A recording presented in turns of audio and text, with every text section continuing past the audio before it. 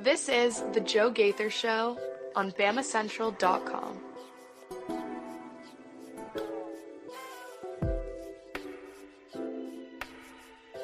Good afternoon, Tuscaloosa, Internet World, West Alabama. How are we doing today on this Thursday? We're hanging out here the first full week of November. This is the Joe Gaither Show on Bama Central. You're watching us on the Bama Central YouTube channel. You're checking us out on my own social media machines at Joe Gaither 6 on Facebook, Twitter, or YouTube. Or you might be listening to us on your favorite podcast platform, Spotify, Apple Podcast, or Amazon, the Joe Gaither Show on Bama Central. Hanging out with you every weekday, talking all things Alabama sports and more. And we are hanging out with my friend Mason Woods. You can find him at MAWoods_ on the Twitter machine. He joins us each and every day, and he writes recruiting for us at Bama Central and BamaCentral.com and all the other Walsh writing networks. Mason, good morning. How we doing today, sir? Oh, I'm doing good this morning. Doing good. Ready to get into it a little bit. You know, we've been kind of teasing that we're gonna talk a little more LSU this whole week, and I'm ready to really kind of get into the Bengal Tigers a little bit today. Oh, that's exactly what we're going to try to do today. I watched a good bit of LSU and Ole Miss, a good bit of LSU and South Carolina, obviously a good bit of LSU and Texas A&M as well. Those were the three games that I really tried to dial in on because those, I guess, were the equal competition. I know they lost to USC in the opener. I think Alabama's a little more talented than the Southern California Trojans, but obviously that was the opener. That was a long time ago. Those were the three games I focused on at South Carolina, home with Ole Miss, and on the road with Texas A&M. Those were the three games for us. And we'll talk about what LSU, if LSU wins, this is what will happen. This is what they'll need to do. This is what they'll to do against Alabama. Then we'll talk about Alabama. We'll talk about what Alabama will need to do to beat LSU to go into Death Valley and come away with a win, as Alabama so often has. Why? Why has the road team had so much success? Now, not lately for LSU, only winning up here in 2019 and up here again when in 2011 the 9-6 game. So really not as much for LSU lately, but the road team traditionally had a lot of success in this series. I wonder why that is.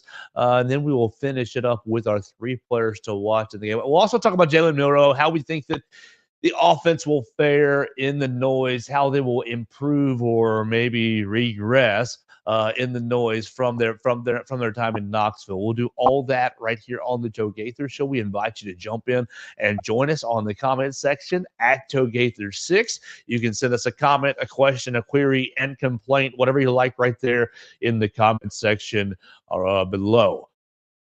Before we get into it, we want to thank our friends, Purple Turtle Roofing, for sponsoring the program. They're the most reliable residential roof replacement company in Alabama and Mississippi. You can call Dustin Foley and his team today at 877-PT-ROOF-5 for your free roof inspection.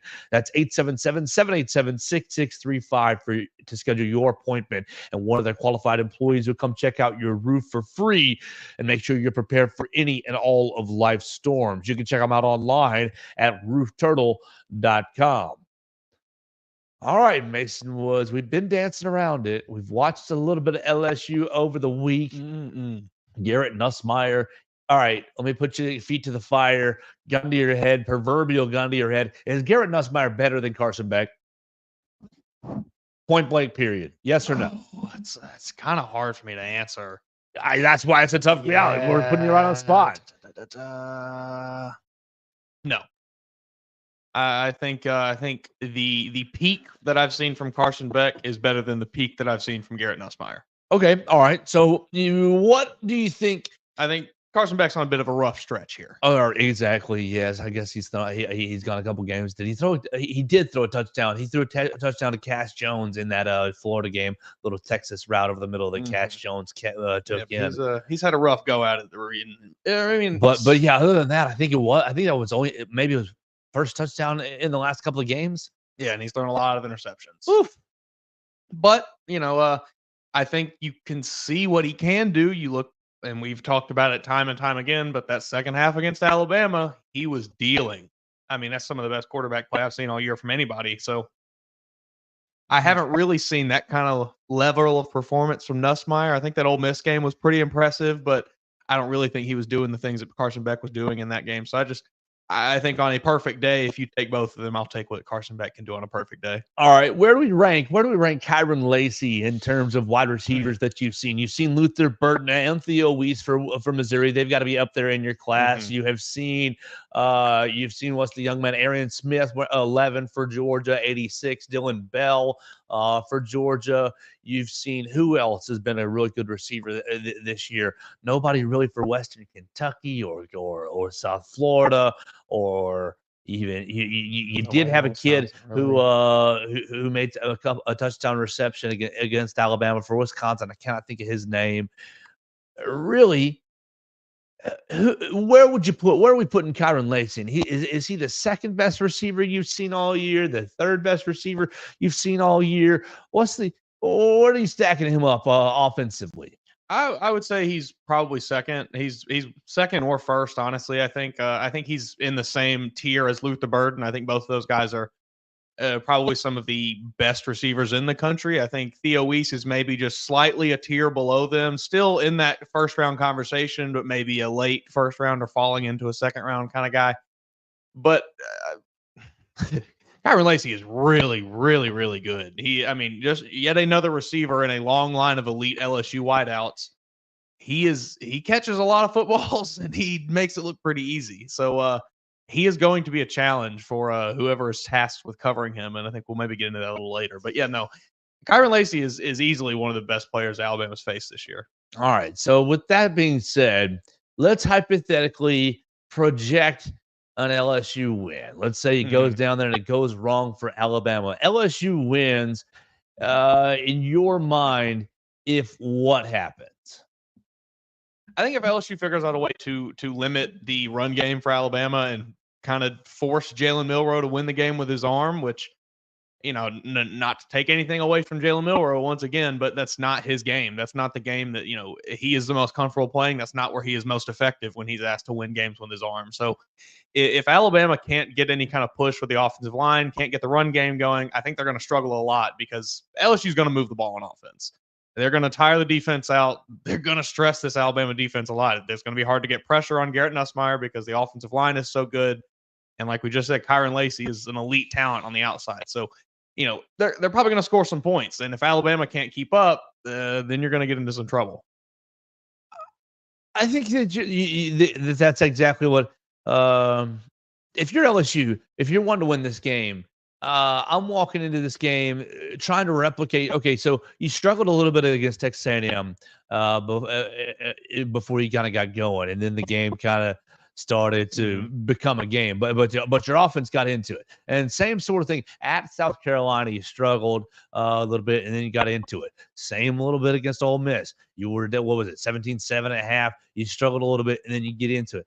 I think if you're LSU, you want to get to your quick game as fast as possible, be saying, okay, players, not plays. You got to be dicing it up with Mason Taylor and with Aaron Anderson, and you've got to be utilizing Kyron Lacy in that second level. They've got another receiver, number 0. Hold on, let me pull up their R lads here because I just was watching plays, not taking as good of notes as I should have. As I was 0 is Xavier Thomas. Yeah, thank you. 0 is going down the field a lot, getting some deep shots, and I think that's what you need to end up doing. Use Xavier Thomas getting down the field and getting underneath with Aaron Anderson and with Mason Taylor. And if you're doing that, you are getting the plays into space. What really,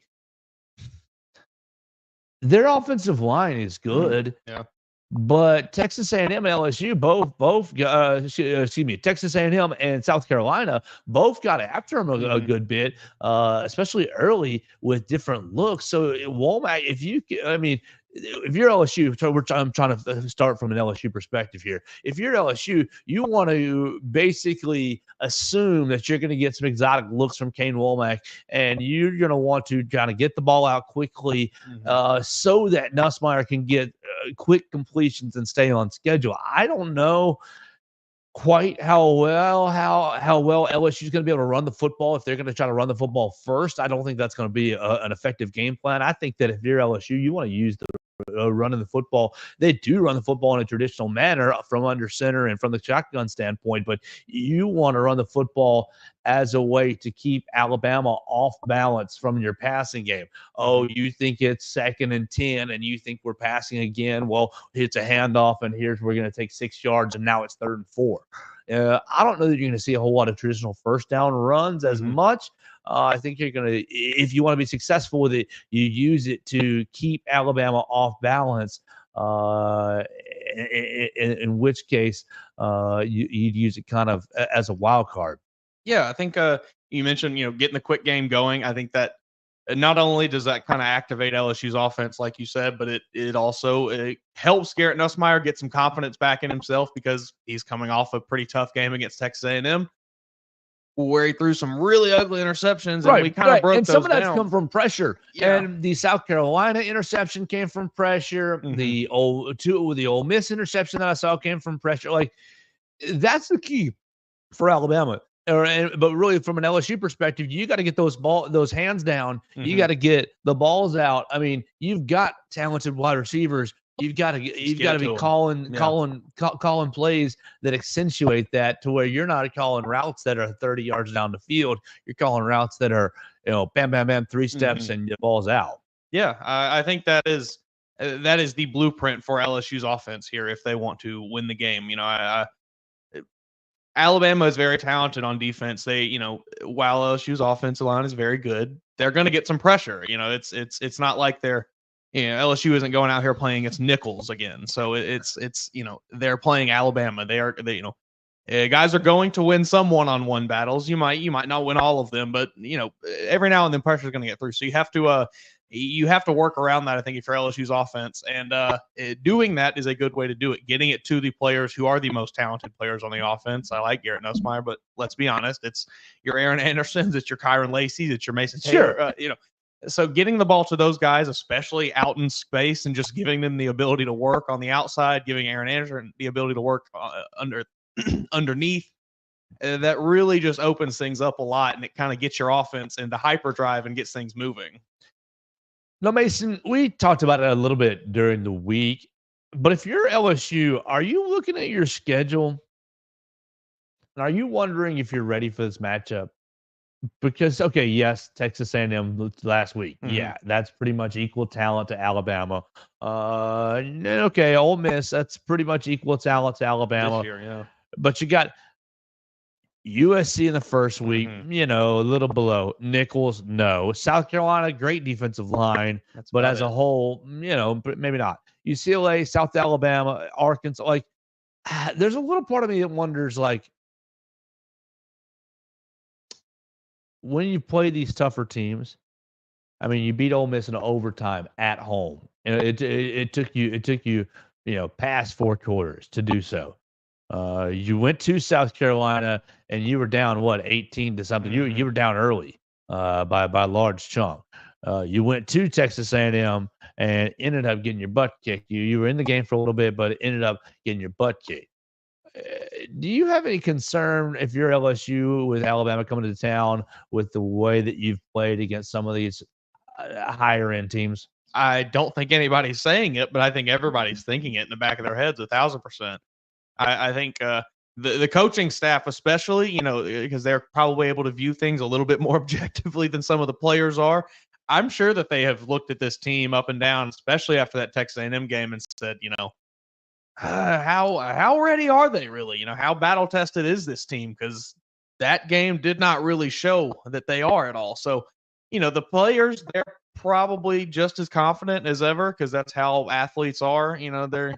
But that might be nagging and kind of nipping in the back of their heads, especially if any of them are maybe online a little too much, reading comments on things and seeing people talk about, this and that. So I definitely think it's there. I don't know that it's maybe, a giant thing that everybody's worried it's right out in the open kind of, but it's definitely, has its grip kind of on everything just a touch.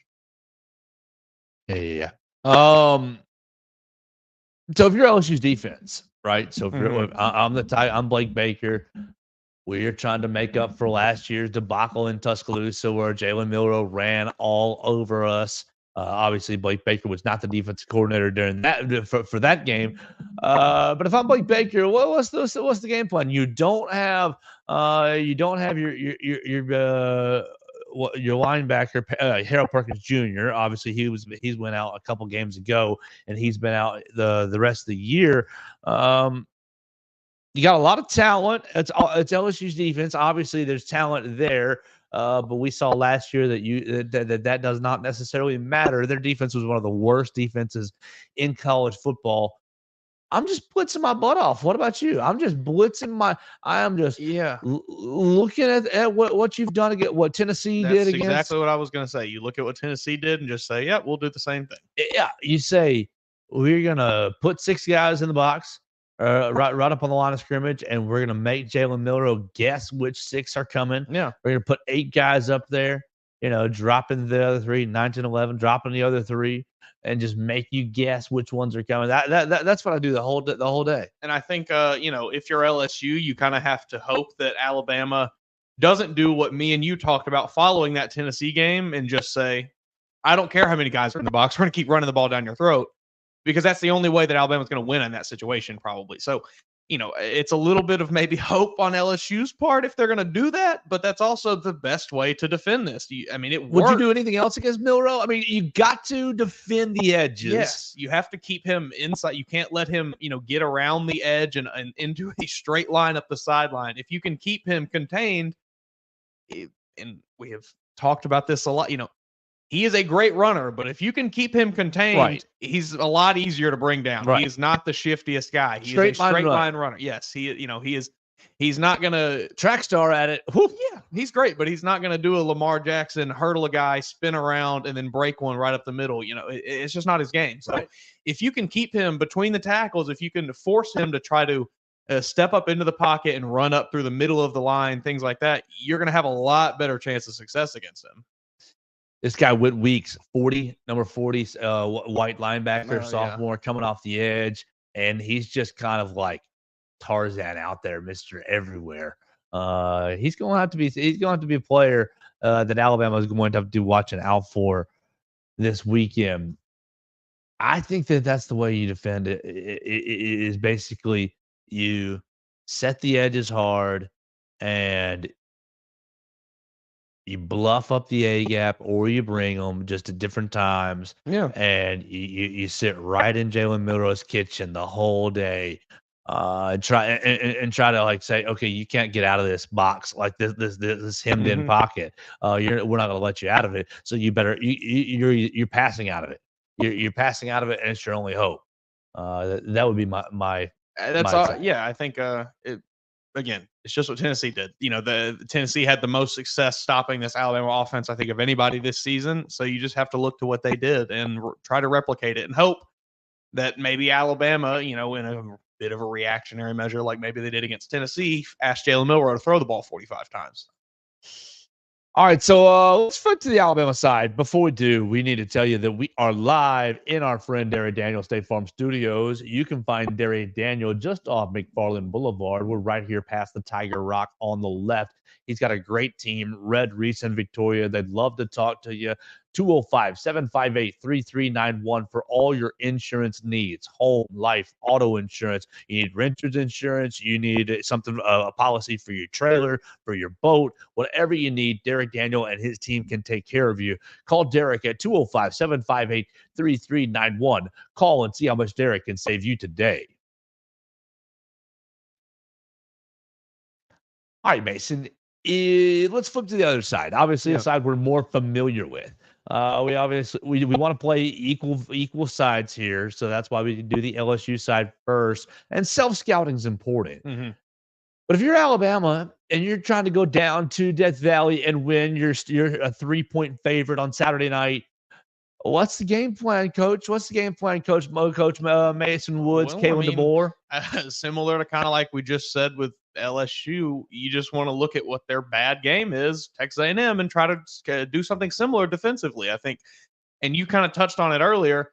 It just Kane Womack's got to get very creative, I think, with the looks that he brings this week to make pressure happen when guys may not be able to necessarily win one-on-one matchups up front. I think you're going to have to create your own pressure through scheme.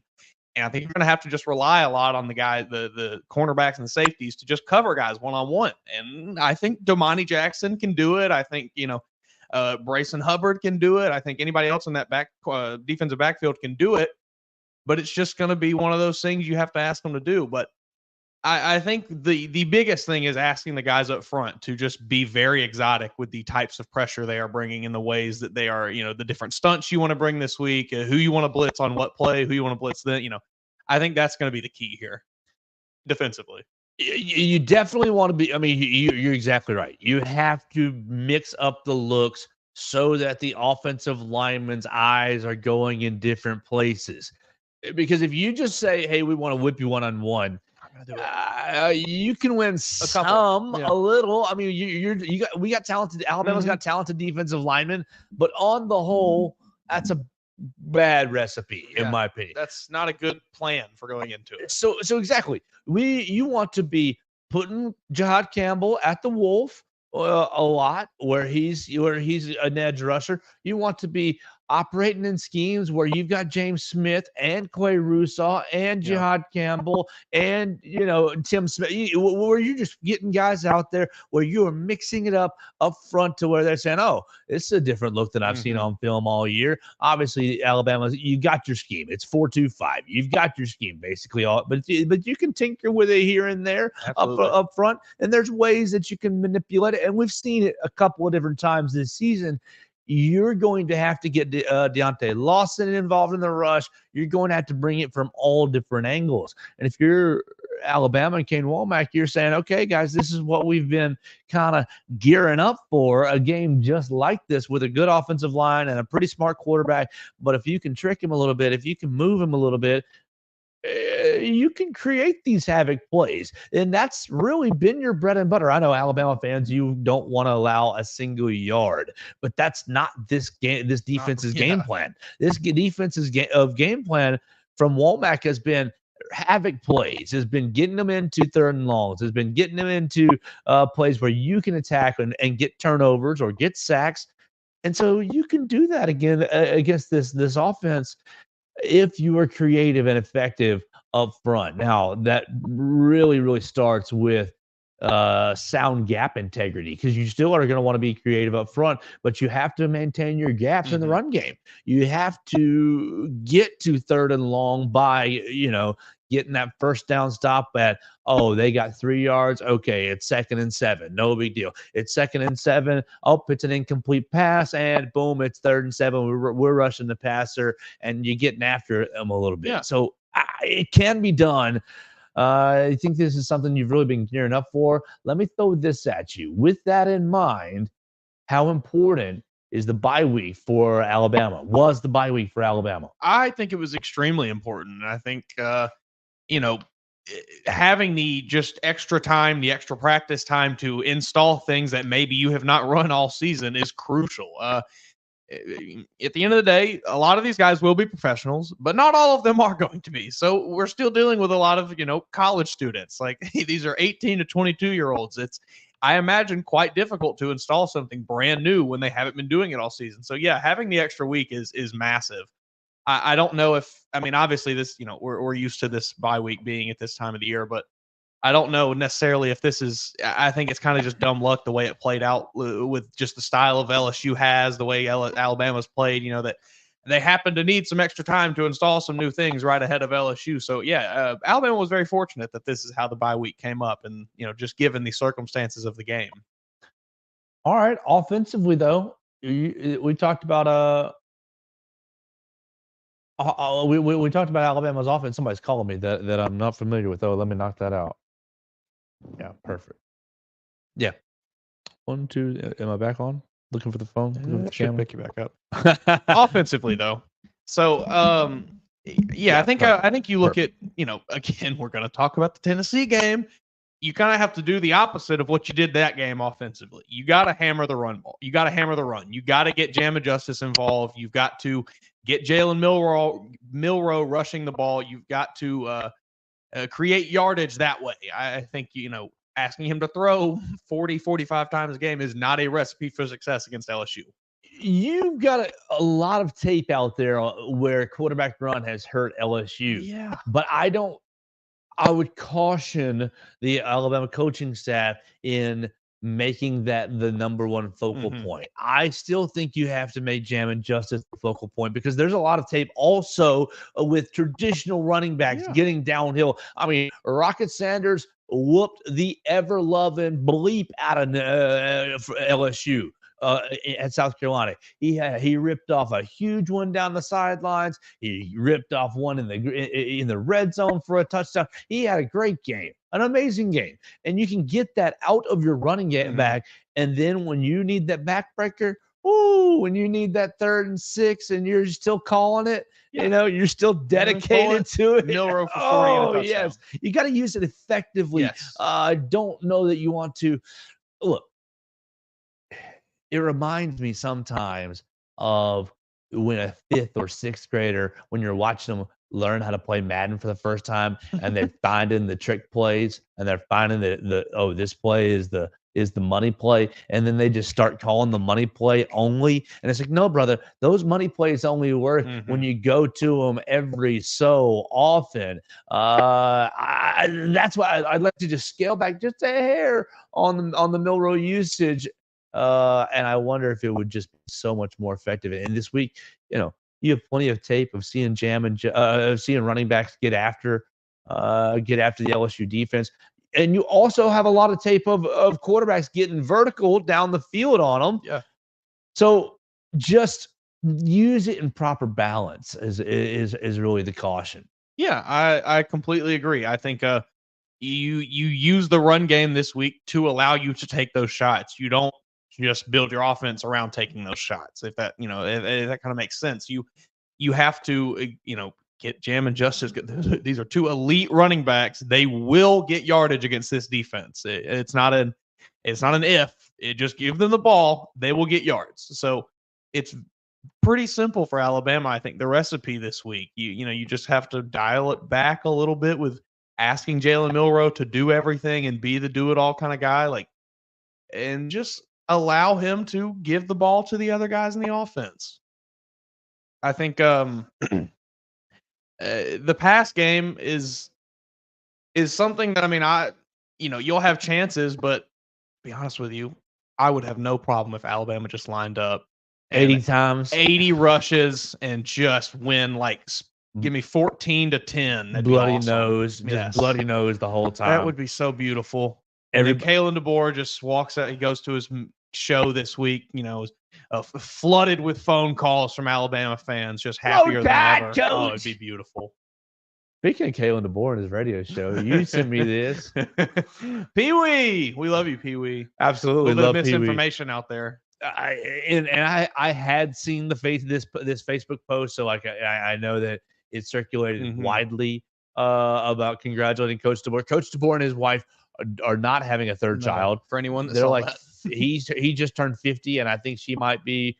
I don't want to speculate a woman's age, but I think she might be 47. Yeah, from what I understand, their other children are a little bit past, almost grown at this point. I don't think they're in the business of having any babies. Yeah, a little bit past that time. So, funny moment for Kalen DeBoer last night.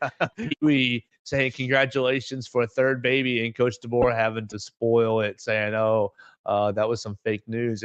But apparently, Pee-wee wasn't the only one. Coach DeBoer saying he got a lot of text messages from friends congratulating him, and he had to be like, honey? Beg the question. I don't know. What are you doing that you make this rumor up? That's such an odd thing. Well, and the rumor was that she was 4 weeks pregnant. I'm sorry. I'm an idiot when it comes to the female anatomy, but I know that 4 weeks is you're not announcing anything at 4 weeks because most ladies aren't even aware, or maybe they're barely aware that they're it's pregnant. Such an odd, just really weird thing for somebody to make up. I don't know. You would see these kind of rumors with a large public figure, and sure he is, I guess, but he is, man.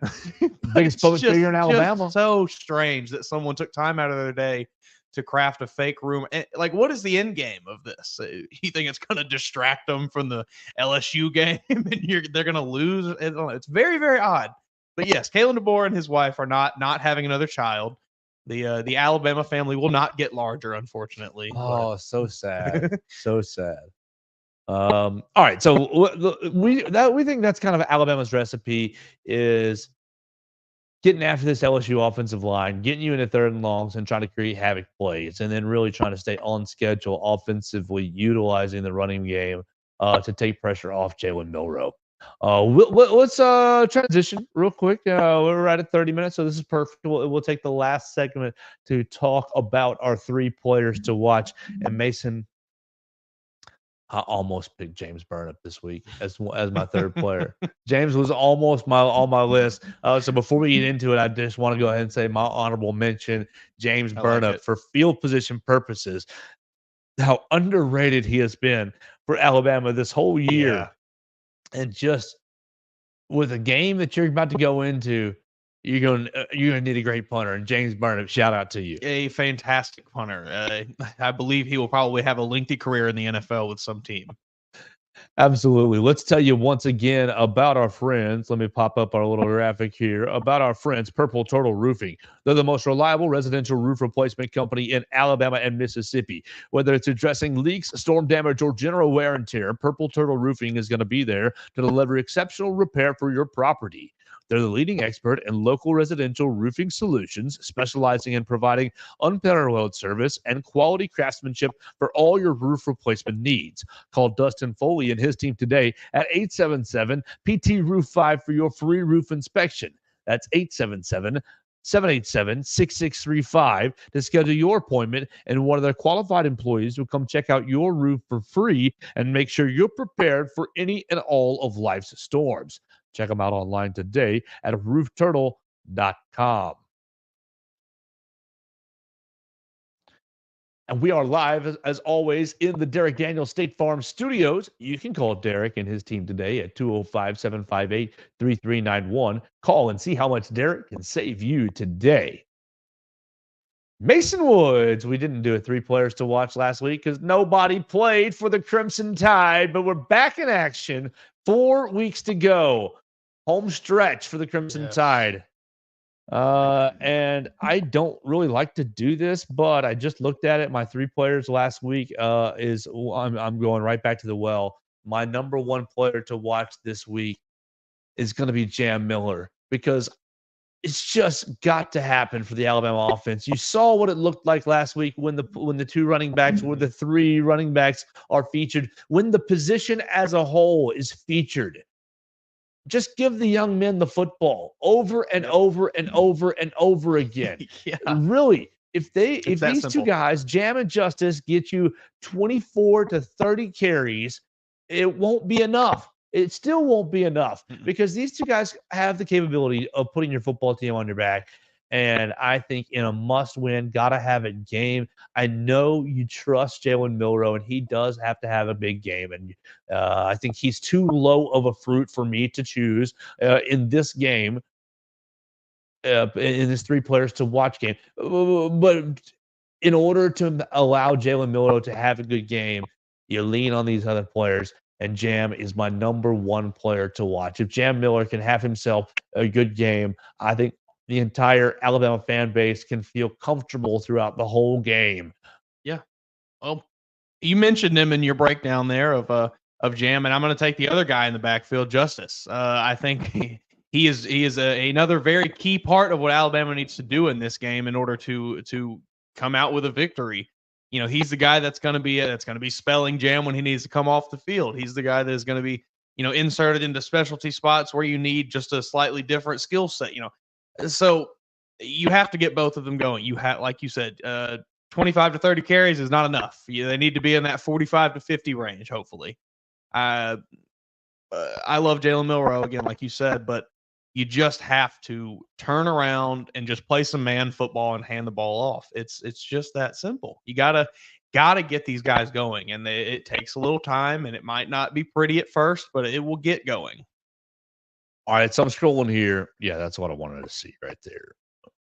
Yeah, perfect. Last week when Alabama hosted Missouri, Missouri came in and had the number 7 total defense. That's what I wanted to see as well. Number 7 in total defense. After the game, now Missouri is now at 13, allowing 299 yards per game. You know where LSU is entering this week's game?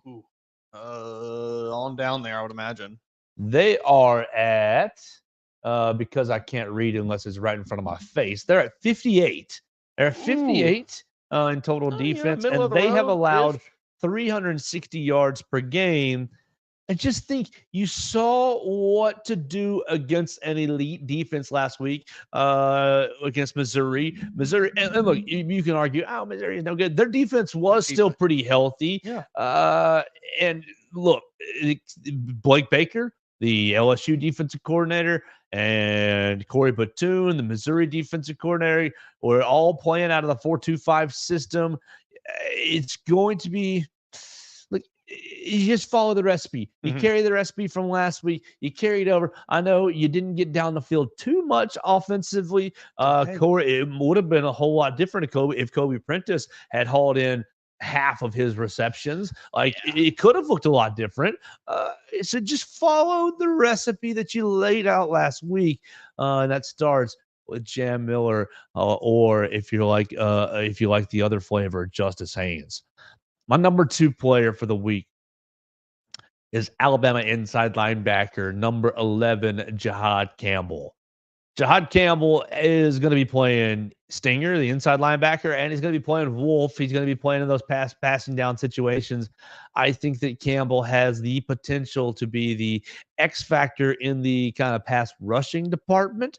And because of that, I think that that's why he is on my list. I think that if he's able to get yourself a sack or a half a sack or a quarterback pressure on Garrett Nussmeier, force a turnover, I think that will end up being really probably your difference in the game.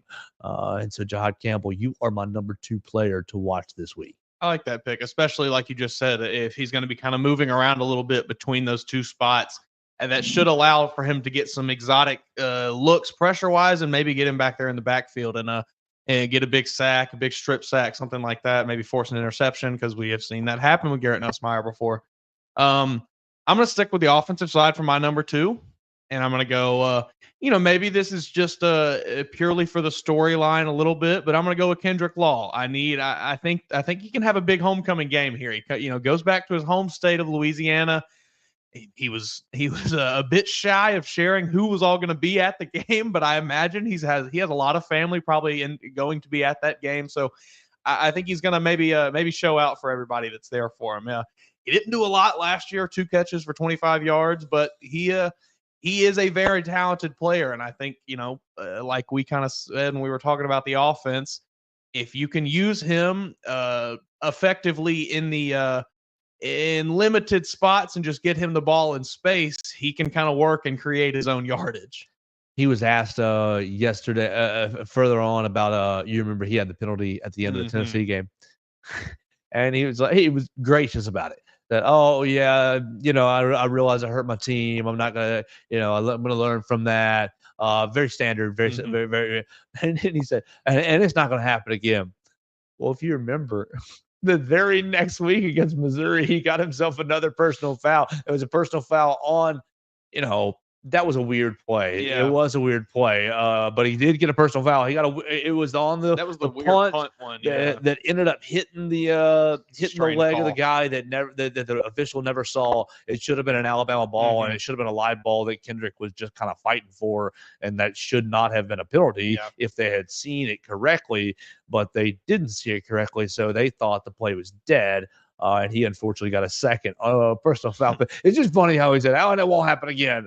The next week, he got another personal foul.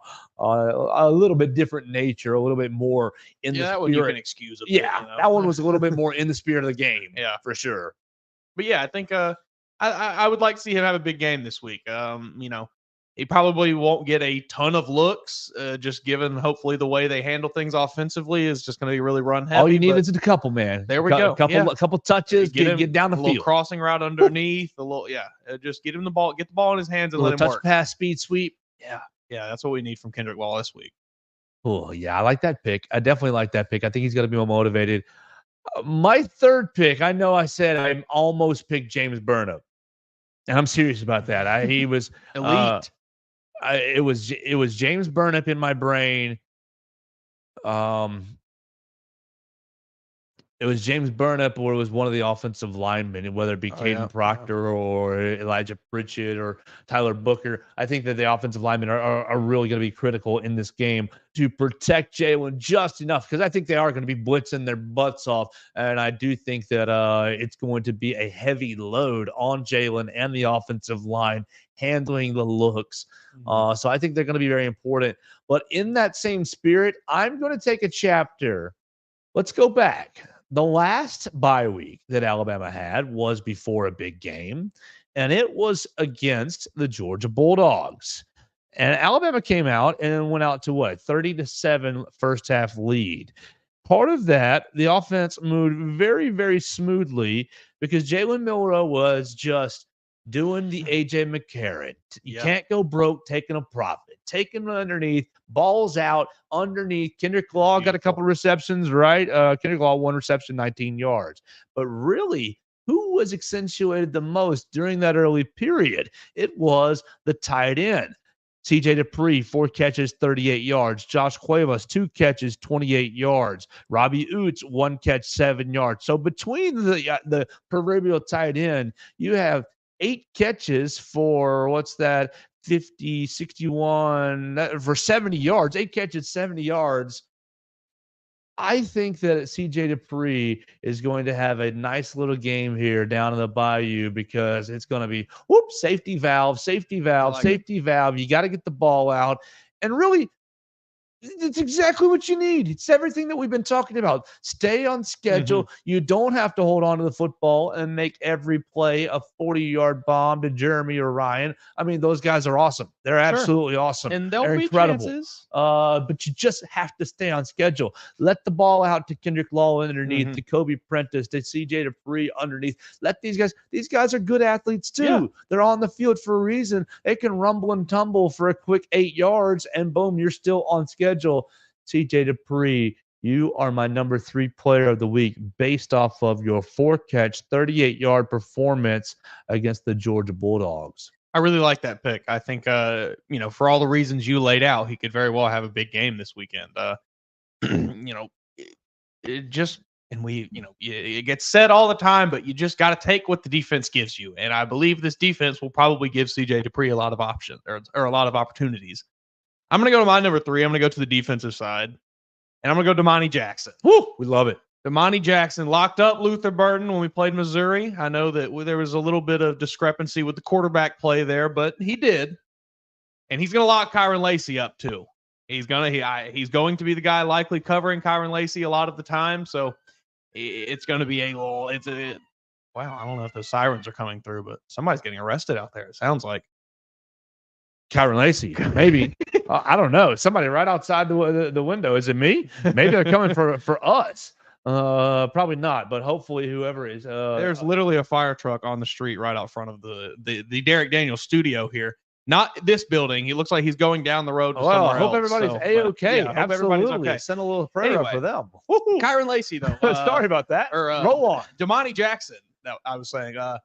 I think he's going to put up a good performance against Kyron Lacey. I think he has shown us that he can lock up some of the best receivers in the country, some of the best receivers in the SEC. And I think this week will be no different. That does not mean that Kyron Lacey is going to have 0 catches this week. So don't get angry if he, gives up a few. But I think overall he's going to have a very good performance. I'm glad you mentioned that because, look, Cornerback's the hardest position. That's one of my biggest pet peeves with Alabama fans. You let one catch up, and it's like, oh, get that SOB off the field. Look, if Kyron Lacey comes away with a 4-catch, 56-yard day, even 1 touchdown. You hate that, but even one, okay. If you're holding him to under 80 yards, under 6 or fewer catches, 5 or fewer catches. Yeah. 5 or fewer. You had a great game against him. And so look, I really like Damani. I don't know if you saw the last time he was available to the press. He was horrible. He was horrible with us. Anyway, and it's fine. That's your prerogative. Mhm. It was very much a I'm just here so I don't get fined moment. Yeah. And that's your prerogative. I would just wonder, and I can say this since it's a podcast now, and I can be a little looser. I just wonder if he feels like the Alabama fan base and the media, us, have overlooked him on as far as where he stands on this team because he gets an interception in the Georgia game early, but Xavier Brown gets an interception in the Georgia game late, Mhm. and they're both available to the media. And what is that Damani asked about the entire time? Oh, tell us about Xavier and your team and your time at Mater Mhm. Dei and Xavier and Xavier. And great, you should be asking about Xavier Yeah. too. But I just wonder if Damani feels a little bit like, hey man, I'm one of the best players on this defense. I'm one of the best players, and I think he is. Yeah, he I definitely think is. I wish that there was a way. All this to say, I hope this isn't taken as a slight on Damani. I hope that somehow, some way, over the last 4 weeks of the year, because look, if Damani plays well over these last 4 weeks, whether Alabama's in the playoff or not, he's probably a top 3 round NFL draft Oh, pick. yeah. He might even be a first round draft pick. Depends on how well he tests and who I'll hope that there's a way over the last 4 weeks of the year for us to be able to accentuate Damani, his play, who he is, and maybe highlight him a little bit better. That's my point. Yeah, I agree with everything you said. I think some cornerbacks, if they're not the loudest, like most boisterous personality, they kind of have a way of just quietly being elite talents Yeah. because they don't get targeted, so you don't hear their name a lot. But there's a reason they're not getting targeted. So I think he's kind of fallen into that spot this year where, this isn't the NFL. It's not like he can just go make a big show about everything he's doing. He can't roll up to the football facility in a Brinks truck or something, like, so he doesn't have that opportunity to maybe do that. So yeah, I think he maybe feels a little slighted because not no one, but a lot of people. It's all been about, and these are great players too on the defense. A lot of people will look at it and be like, well, look at his stats. And it's like, there's a reason he doesn't have those stats. Right. No one throws him the ball. Right. They're terrified to throw him the ball. Right. So we'll keep going right here on the Joe Gaither Show, talking about Alabama and LSU tomorrow, leaving you with our official predictions on Football Friday. Tomorrow, also, Mason, get a little Alabama basketball back on the schedule. A little Friday night. Alabama is hosting Arkansas State. I was looking. There is no line yet on the game. I was like trying to see what it might be, 26, 48, 100, and whatever it's going to be. It's not enough.